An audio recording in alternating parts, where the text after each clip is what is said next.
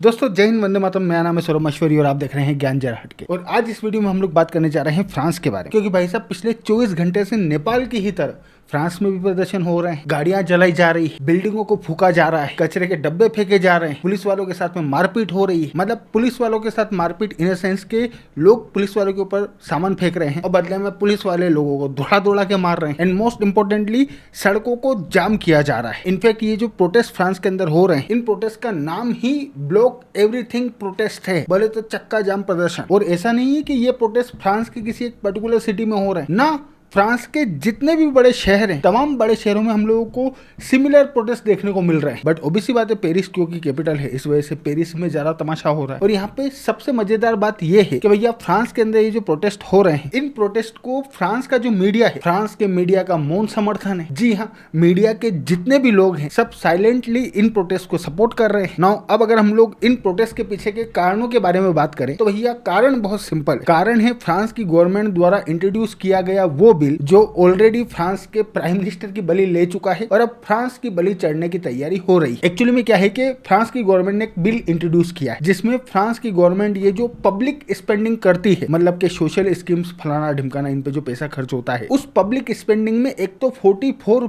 Billion का cut करने की बात इस बिल के अंदर कही गई। प्लस लोगों को जो पेंशन मिलती है, पेंशन्स को फ्रीज करने का प्रावधान भी किया गया है। एंड मोस्ट इंपोर्टेंटली फ्रांस के अंदर जो पब्लिक हॉलीडेज होते हैं, बोले तो छुट्टी के दिन, उनमें से 2 पब्लिक हॉलीडेज को हटाने की बात इस बिल के अंदर कही गई। और क्योंकि 2 छुट्टियों को खत्म करने की बात यहाँ पे हुई है, इस वजह से ना सिर्फ पब्लिक नाराज है बल्कि फ्रांस का जो मीडिया है, फ्रांस का मीडिया भी गवर्नमेंट का विरोध कर रहा है। बट यहाँ पे सबसे इंटरेस्टिंग बात यह है कि ये जो बिल फ्रांस की गवर्नमेंट ने इंट्रोड्यूस किया है, जो देखने में ओबीसी बात है अनपॉपुलर लग रहा है और जिसकी वजह से प्रोटेस्ट हो रहे हैं, अगर फ्रांस की गवर्नमेंट इस बिल को पास नहीं करवा पाती और अगर इस बिल में किए गए प्रावधान जल्दी से जल्दी लागू नहीं होते हैं, तो फिर उस सिचुएशन में फ्रांस की जो इकोनॉमिक कंडीशन है वो ना सिर्फ हर नए दिन के साथ और ज्यादा बिगड़ती चलेगी, बल्कि आने वाले समय में फ्रांस के अंदर एक बहुत बड़ा इकोनॉमिक क्राइसिस खड़ा हो जाएगा। इनफैक्ट कुछ लोगों का यह भी कहना है कि आज की तारीख में फ्रांस लगभग ठीक उसी जगह खड़ा है जहां आज से कुछ सालों पहले ग्रीस वाले खड़े थे, बोले तो डिफॉल्ट करने और बैंकरप्सी की ओर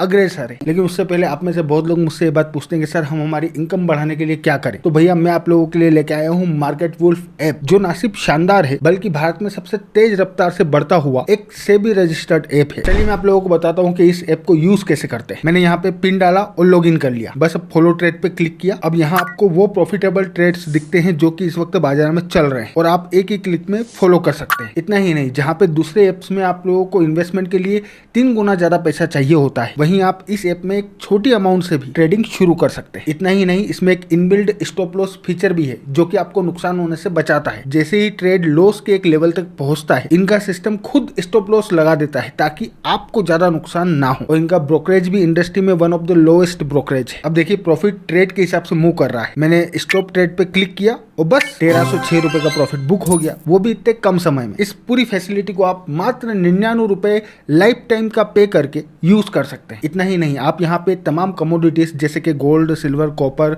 नेचुरल गैस, क्रूड ऑयल, इन सब में भी सुबह 9 बजे से रात को 12 बजे तक ट्रेड कर सकते हैं। इतना ही नहीं, मार्केट वुल्फ ऐप आपको फ्री रिकमेंडेशंस भी प्रोवाइड कराता है। यहाँ देखिए लोगों ने 28 तारीख को सिर्फ एक दिन में 11,850 रुपए का प्रॉफिट बुक किया है। जून महीने में 17,468 रुपए और जुलाई में 59,696 रुपए का प्रॉफिट बुक हुआ है। और हाँ, इस प्रॉफिट में मार्केट वुल्फ वालों का कोई भी कमीशन नहीं है, ये सारा प्रॉफिट आपका है। मार्केट वुल्फ ऐप के ऑलरेडी 2 मिलियन से भी ज्यादा डाउनलोड हो चुके हैं। तो देर किस बात की, लिंक मैंने डिस्क्रिप्शन और पिन कमेंट दोनों जगह डाली है। तुरंत प्रभाव से मार्केट वुल्फ ऐप को चेकआउट करिए। नाउ फिर से लौटते हैं हमारे टॉपिक के ऊपर और बात करते हैं फ्रांस में बन रही सिचुएशन के बारे में। बट हम लोग इसके बारे में बात करें उससे पहले कुछ पॉइंट्स हैं जो कि आप लोगों को पता होना चाहिए। जैसे कि कोरोना वायरस पेंडेमिक वाला वो जो पूरा घटनाक्रम हुआ था, उस घटनाक्रम के बाद से फ्रांस की जो इकोनॉमी है वो आज तक नहीं उभर पाई है। इनफैक्ट फ्रांस का जो बजट डेफिसिट है वो साल 2020 के बाद से ही वार्निंग के लेवल से ऊपर ही चल रहा है। क्योंकि अगर हम लोग यूरोपियन यूनियन की बात करें तो यूरोपियन यूनियन ने बजट डेफिसिट का जो टारगेट है वो 3% पे सेट कर रखा है, लेकिन फ्रांस का जो बजट डेफिसिट है वो साल 2020 में 8.9% था, साल 2021 में 6.6%, साल 2022 में थोड़ा सा सुधार हुआ और बजट डेफिसिट घट के 4.7% पे आया, बट साल 2023 में फिर बढ़ के 5.4% हो गया और उसके बाद साल 2024 में और बढ़ के 5.8% हो गया। सो एक तो budget deficit out of control चल रहा है, प्लस फ्रांस का जो डेट टू जीडीपी रेशियो है वो भी 110% के मार्क को क्रॉस कर चुका है, मतलब कि इनकम से ज्यादा खर्चे हो रहे हैं, जो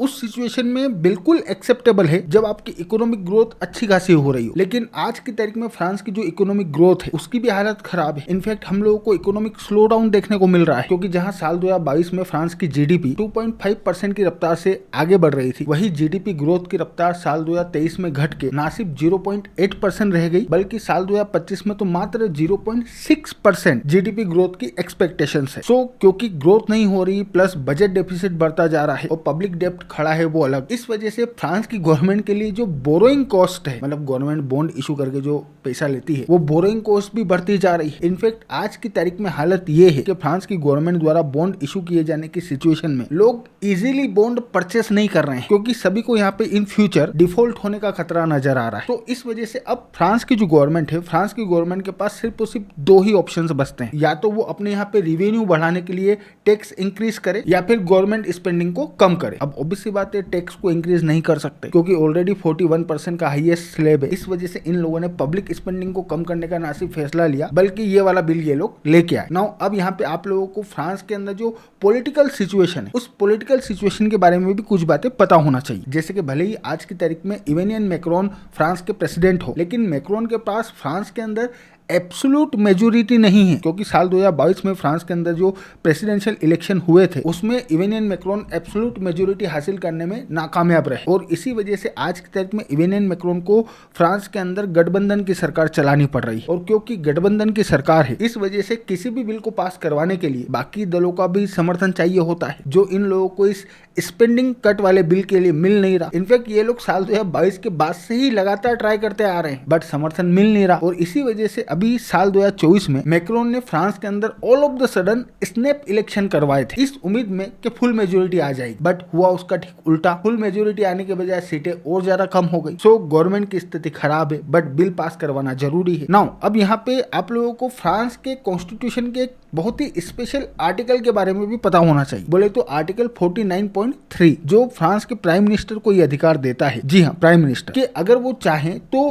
बिना मेजोरिटी के भी किसी भी बिल को पास कर सकते हैं। लेकिन अगर वो बिना मेजोरिटी के किसी भी बिल को पास करते हैं तो उस सिचुएशन में according to this article 49.3 France की जो पार्लियामेंट है, फ्रांस की पार्लियामेंट में automatically no confidence motion trigger हो जाएगा। और अगर नो कॉन्फिडेंस मोशन ट्रिगर होता है तो फिर फ्रांस के जो प्राइम मिनिस्टर है उन्हें अपना बहुमत सिद्ध करना पड़ेगा, और अगर बहुमत सिद्ध नहीं कर पाएंगे तो पद छोड़ना पड़ेगा। सो 3 दिन पहले तक फ्रांस के जो प्राइम मिनिस्टर थे उन्होंने इस बिल को पास करवाने के लिए यही फंडा अपनाया, आर्टिकल 49.3 का यूज किया। देन उसके बाद नो कॉन्फिडेंस मोशन ट्रिगर हुआ और भाई साहब की नौकरी चली गई, क्योंकि इस बिल का समर्थन कोई भी नहीं करने वाला। जो पार्टी समर्थन करेगी उसकी नैया डूबना तय है। सो हो गया कार्यक्रम। बट इस बिल के साथ में समस्या ये है कि बिल पास करवाना जरूरी है। अगर ये बिल पास नहीं होता है तो आने वाले समय में फ्रांस के अंदर जो इकोनॉमिक सिचुएशन है वो बद से बदतर हो जाएगी। और इसी वजह से हमारे जो मैक्रोन साहब है, मैक्रोन साहब ने नए प्राइम मिनिस्टर को अपॉइंट किया, जो अब एक बार फिर से अपनी गवर्नमेंट फॉर्म करेंगे और इस बिल को पास करवाने की कोशिश करेंगे। बट लोगों को डर है कि इस बार ये लोग जेक जुगाड़ करके इस बिल को पास करवाने में कामयाब हो जाएंगे। तो लोग सड़कों पर प्रदर्शन कर रहे हैं, क्योंकि देखो ऐसा है कि किसी भी देश के अंदर जनता को मुफ्त का बांटने के लिए अगर कोई बिल लेके आओ तो उस बिल का कोई विरोध नहीं करता। बट उस मुफ्त का बांटने वाले बिल की वजह से जब आगे चल के इकोनॉमिक सिचुएशन खराब हो जाती है और फिर उस मुफ्त के पैसे को बंद करने को लेके जब कोई बिल लाया जाता है तो ऑब्वियसली बात है उसका विरोध होता है, उसके लिए मरने कटने को लोग तैयार हो जाते हैं। तो यही इस वक्त फ्रांस के अंदर हो रहा है। एक प्राइम मिनिस्टर की कुर्सी जा चुकी है, इनफैक्ट एक कहना भी गलत होगा, टोटल मिला के अब तक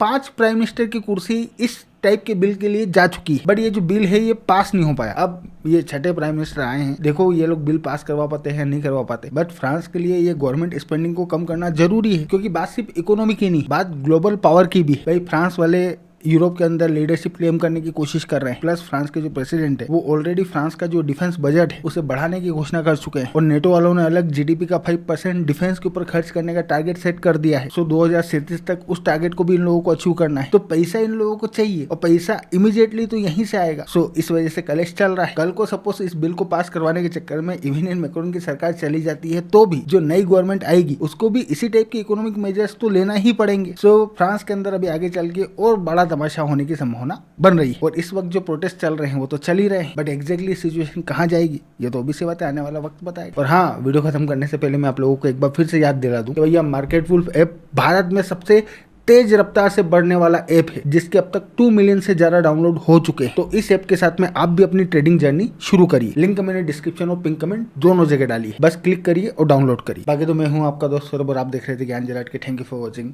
I really appreciate your time.